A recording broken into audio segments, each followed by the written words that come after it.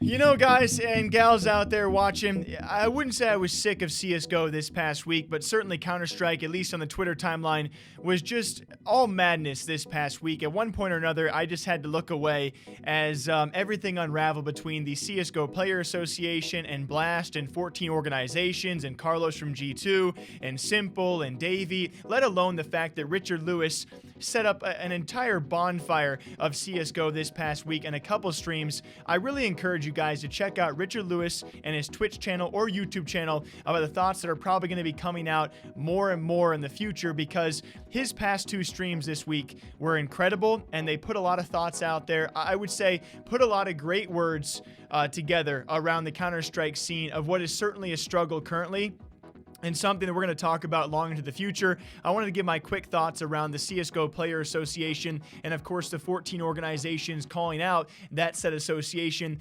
alongside other figures, and what was complete madness this past week. Let alone everything else going on in CSGO, we had this added on top. It's been a wild ride of a year, and I'm curious where CSGO goes in the future. In case you guys missed it, a brief summary. We saw the CSGO Player Association and supposedly said players calling out Blast and saying those players are going to refuse to record their voice comms and actually record their screens, of which the next day, those 14 organizations then posted on Twitter calling out the CSGO Player Association for doing this without properly communicating to those said teams of which they were defending. And if you guys are already confused, it's okay. We all were confused. So you have potentially organizations not communicating very well the contracts of what their players signed into with these tournament organizers. And then you had the CSGO Player Association, or the CSPPA, not properly communicating with those said organizations. And it was just a mess over something very menial that so many people have now shared their thoughts on. If you guys want to really talk about the voice comms and screen recordings that Blast Pro does a relatively good job in, if we can find some sort of middle ground where players and teams agree to certain terms that these will not be used, you know, abused in some way, that information is very important, which can be recorded both in voice comms or on their screens. I think we all like that, right? A standard CSGO broadcast is made a bit better with voice comms and screen recordings, however that is used by Blast. Is it necessary? No, certainly not. Nobody wants what happened to Yanko back in his time with FaZe to happen to anyone else, let alone to have those things and that knowledge be used behind the scenes against those teams. Nobody wants that. If someone dies this round, let's buy an op for Ladi next round, use the new smokes, and do the walk in secret with him holding heaven. Okay? Yeah, that's good shit. We didn't really go like lots of let's people do that. secret. Let's abuse it. Listen, if they play heavy yards again, it's easy for you guys to read it. Then abort everything and just focus on killing them. Either killing them there or reacting on ramp, right? Because it was easy to kill them, but we were focused on throwing the smokes and all that shit. Okay? So let's just remember those two things. Let's go. Yeah, some really focused. So as long as we can find some sort of resolve, I'd be happy either way. It was something so small in a year, which Richard Lewis highlighted. Guys, go watch the VODs.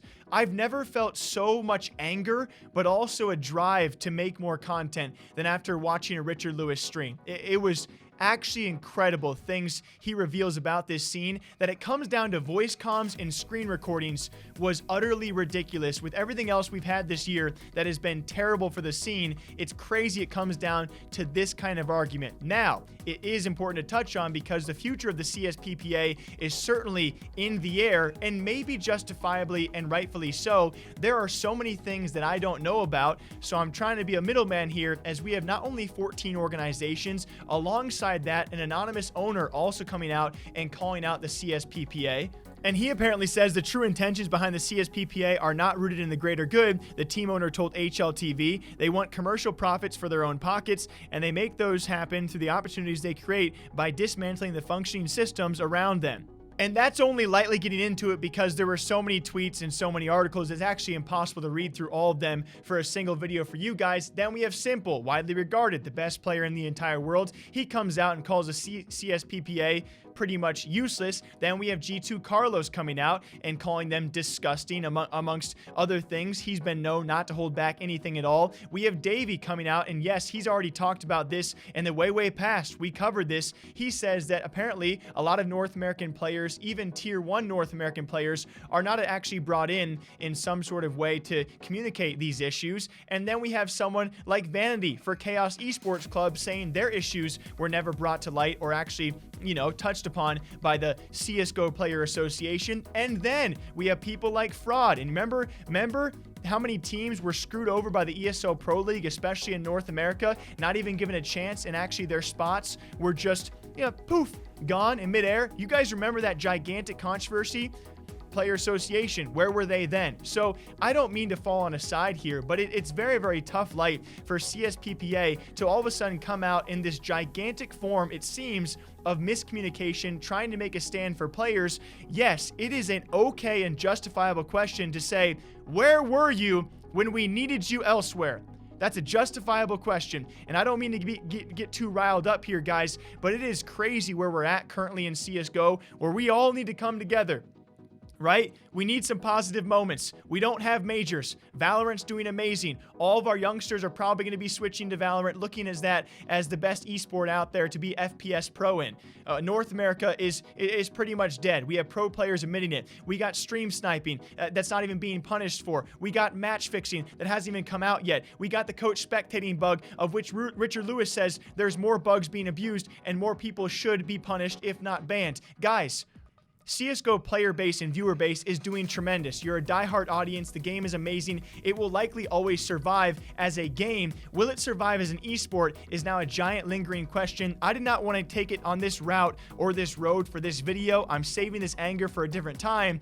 And this is only a tiny piece of what Richard Lewis has unveiled and revealed about the Counter-Strike scene and the corrupted faults that really lie at its base. Not only the CSPPA, all right? This video is talking about them, but there is so much else going on right now where it's madness. It's absolute madness. And then you got people like Decay, one of the best, saying we're not even done yet, guys. There's so much else coming out that Thorn and RL and Decay and others will reveal.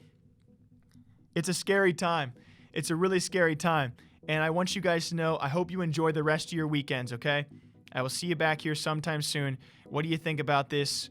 Organizations now versus the supposed CSGO Player Association. Where do we go from here? I don't know. Take care.